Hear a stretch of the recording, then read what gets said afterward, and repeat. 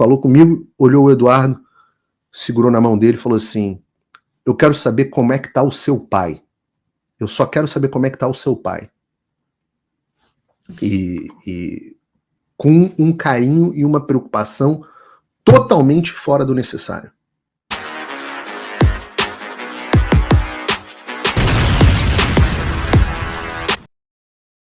Opa, eu sei que você não aguenta mais ouvir, eu pedi para você fazer o triplo C, curtir, comentar e compartilhar, mas eu peço porque 4 entre cada 10 pessoas sequer estão inscritas no canal e a maioria não ativa as notificações e nem curte o vídeo e isso prejudica o nosso algoritmo. Então ajuda a gente aí, brigadão. E é o responsável, inclusive, pela boa relação entre o Trump e o Bolsonaro, e o Jair Bolsonaro, é o Eduardo Bolsonaro. O Eduardo Bolsonaro sempre teve isso na cabeça. E eu achava isso o máximo, né? Porque eu nunca tinha visto isso. Eu vou contar para vocês uma história, acho que nem ele lembra disso.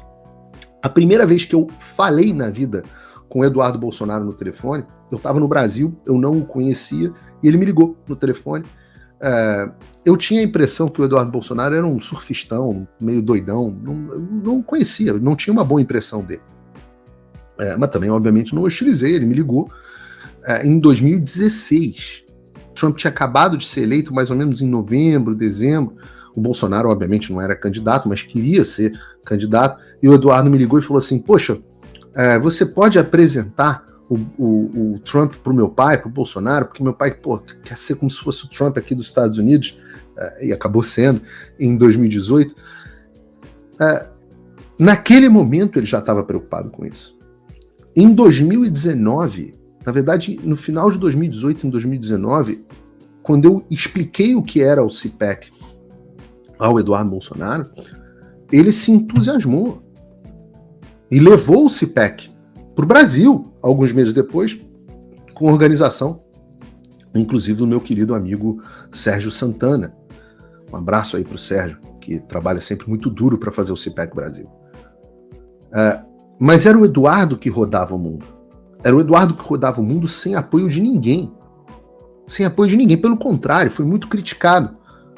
E teria sido, eu sempre disse isso aqui, um tremendo embaixador do Brasil nos Estados Unidos. O Brasil teria dado um salto de relações caso o Eduardo tivesse de fato sido o embaixador daqui. O Nestor Foster, um embaixador adequado e tal, mas foi muito mais naquela linha de diplomata, etc, que eu confesso a vocês que eu não acredito mais. Eu acho que está ultrapassada, precisa ser resetada esse modelo de diplomacia de extremo insucesso. É um momento que uma profissão que eles são muito bons em trazer estabilidade, mas essa estabilidade acaba sempre levando o navio para o lado da esquerda. Quando você tem transformações, como você teve com o Abraham Accords, aqui os Acordos de Abraão nos Estados Unidos, você tem justamente com indivíduos que não são tradicionais da diplomacia. Eu acho que o Nassim Taleb no Skin in the Game explica isso melhor do que ninguém. Mas, de novo, é o Eduardo que dava ênfase. Eu apresentei primeiro o Eduardo Bolsonaro aqui nos Estados Unidos ao Eric Trump, ao filho do Trump. Depois é que essa relação do Trump com o Bolsonaro foi sendo construída. Mas ainda assim, mesmo com muita receptividade do Trump ao Bolsonaro, etc, o Bolsonaro dava foco ao Brasil. Ele achava que o importante era focar no Brasil. Então, em 2023, quando o Bolsonaro já tinha perdido, aspas aqui, a eleição e estava aqui nos Estados Unidos, eu implorei para ele ir para o CPAC de Washington. Implorei. E ele foi. E foi maravilhosamente bem recebido, ele foi ovacionado aqui nos Estados Unidos. Os conservadores americanos amam o Jair Bolsonaro. O Tucker Carlson adora o Jair Bolsonaro. Gosta mais do Bolsonaro do que do Trump. Aliás, ele foi mais ovacionado do que o Trump aqui no CPAC de 2023. Né? Mais do que qualquer outro candidato republicano, qualquer outro nome republicano, deputado, senador, etc., o grande nome do CPAC do ano de 2023 foi Jair Bolsonaro. E eu tenho que dizer que, apesar dele, naquele momento, e acho que foi muito mal aproveitado, foi muito mal articulado, ele não teve nenhuma articulação aqui com os republicanos para contra-atacar o que a esquerda fazia com os democratas. com moções dentro do Congresso, resoluções para condenar, para dizer que tinha que reconhecer o resultado das eleições imediatamente, com a pressão internacional, com o envio de agentes da CIA, etc. O governo brasileiro não fez nada. A esquerda tem uma reportagem extensa na revista Piauí de como a esquerda fez essa articulação internacional no Congresso, extensa, na revista Piauí, é uma confissão.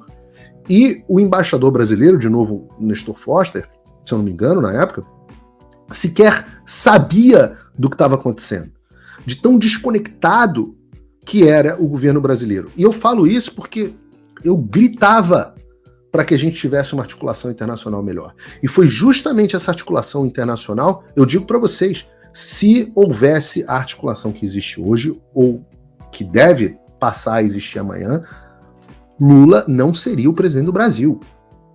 E Alexandre de Moraes não teria feito o que fez no processo eleitoral.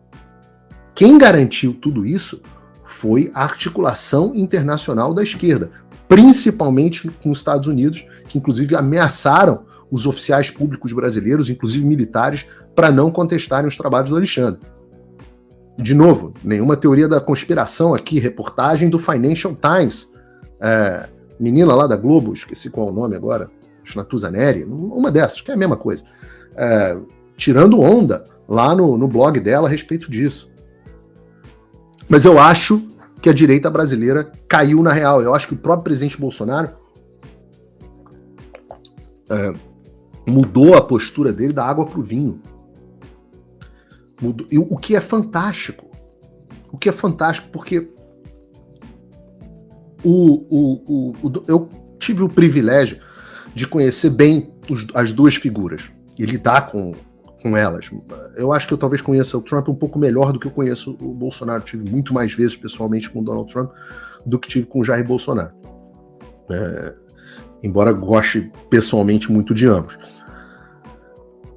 O Trump é um cara muito autêntico. Se ele não gosta de você, é na lata. Se ele gosta de você, é na lata. Isso é muito parecido com o Bolsonaro. Isso é muito parecido. E eu já testemunhei tanto o Bolsonaro falando com o Trump, tanto o carinho do Trump vendo o Bolsonaro falar com ele, quanto o carinho do Trump ao falar do Bolsonaro quando não estava com ele. Ora, eu sempre conto aqui, não sei se já contei essa história, mas se não contei, acho que não seria nenhuma inconfidência contar.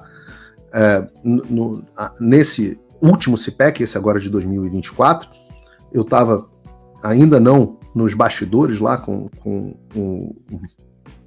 o Eduardo Bolsonaro. Eu estava numa área, assim, uma área reservada, uma área VIP, digamos assim, e a gente estava discutindo os detalhes do discurso dele e tal.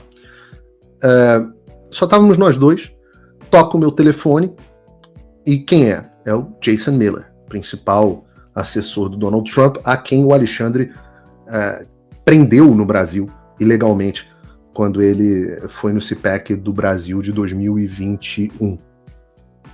Alguém que está muito por dentro da situação do Brasil. O Jason Miller me liga e fala assim, Paulo, onde é que você está? Aí eu falei assim, eu tô com o Eduardo Bolsonaro aqui no Silver Lounge, no Salão Silver.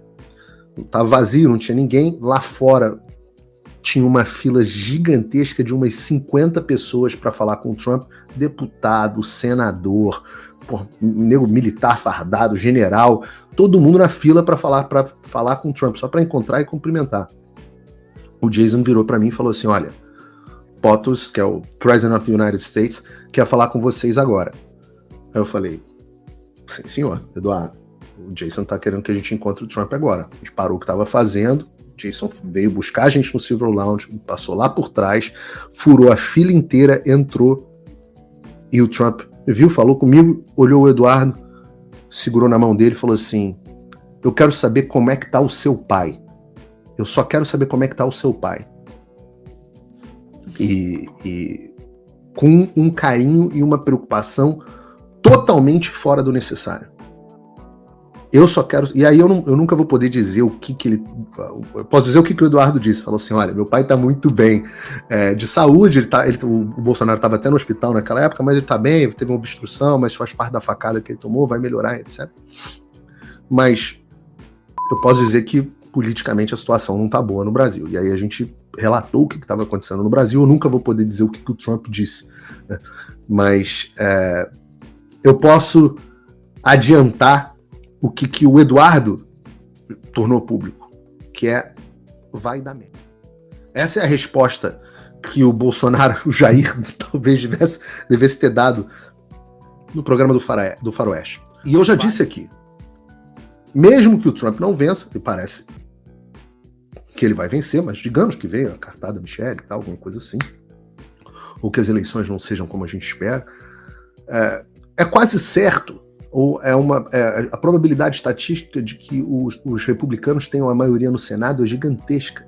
E é o Senado que controla a política externa dos Estados Unidos. Um senador em comissão tem um poder inestimável, inclusive por isso que eu tenho me esforçado tanto para que a gente trabalhe mais no Senado a partir de agora. A lei de repressão transnacional, que vai ser apoiada, eu já falei aqui no programa, com apoio bipartidário, ela por si só, porque ela obriga o presidente a tomar atitudes contra oficiais de governos estrangeiros que fizerem repressão política dentro dos Estados Unidos. A gente já documentou amplamente no próprio Congresso a atuação do Alexandre de Moraes nesse sentido. É batom na cueca.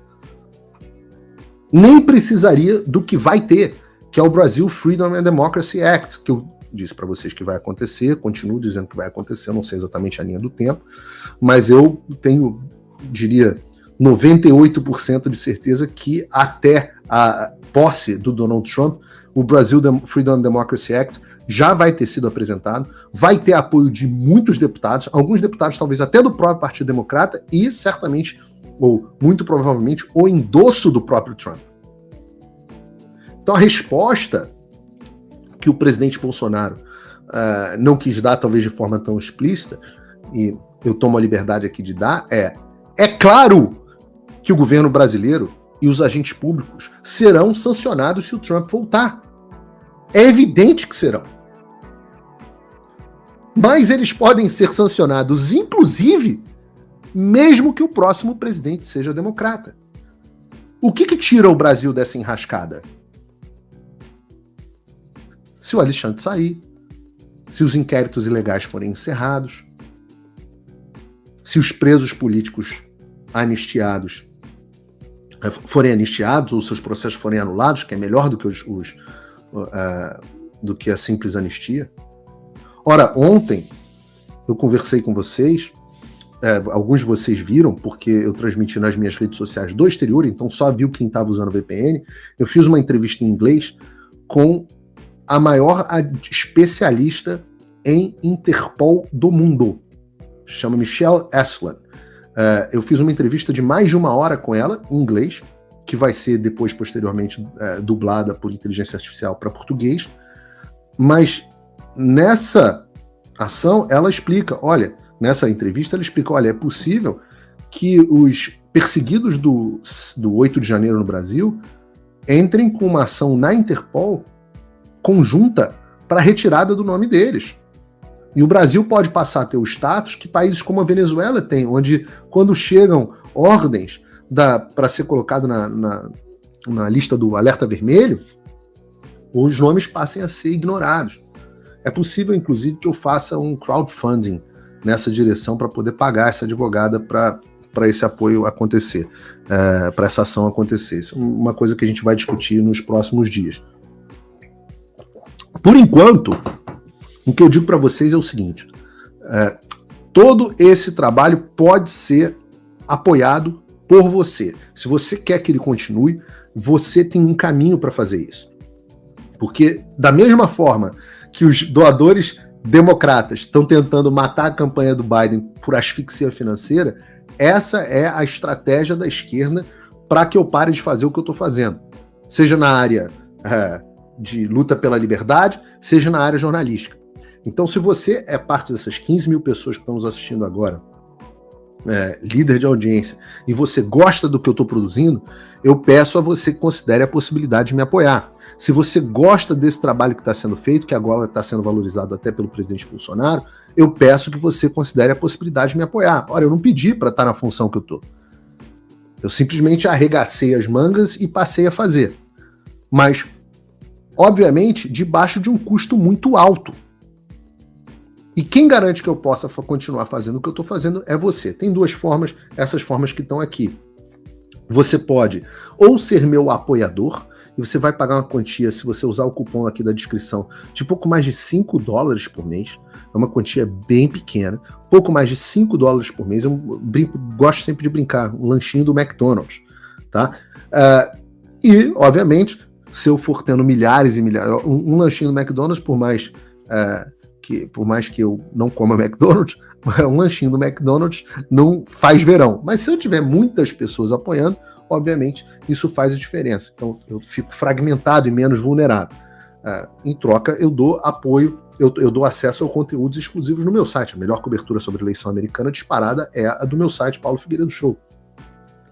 A outra forma de me apoiar eu tenho muito orgulho disso, que são os meus patronos Gold, que é meio que um grupo de elite que eu criei, de pessoas que contribuem. Essas são pessoas que são financeiramente bem-sucedidas, estão podendo gastar aí $50 por mês ou $500 no plano anual, e elas têm uma interação mais direta comigo, grupo de WhatsApp, reunião de Zoom, encontro pessoalmente, etc, etc, e aí tem acesso ao meu e-mail pessoal, então aí é uma troca, é uma coisa mais de troca, porque a gente está lidando com um grupo muito elitizado. Se você faz parte, se você está financeiramente bem, e graças a Deus tem muita gente ainda bem financeiramente, eu peço que você considere essa possibilidade.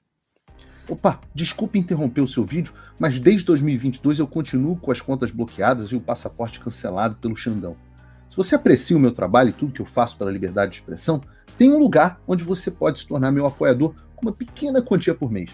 Acesse www.paulofigueiredoshow.com e torne-se meu apoiador, e aí você vai receber conteúdos exclusivos e desconto nos meus cursos. Ou então você pode se tornar meu patrono Gold e passar a me pautar, tem reuniões comigo, você entra para o meu grupo de WhatsApp, que eu uso sempre. O link para tudo isso está aí na descrição. Opa, eu sei que você não aguenta mais ouvir, eu pedi para você fazer o triplo C, curtir, comentar e compartilhar, mas eu peço porque 4 entre cada 10 pessoas sequer estão inscritas no canal e a maioria não ativa as notificações e nem curte o vídeo, e isso prejudica o nosso algoritmo. Então ajuda a gente aí. Brigadão!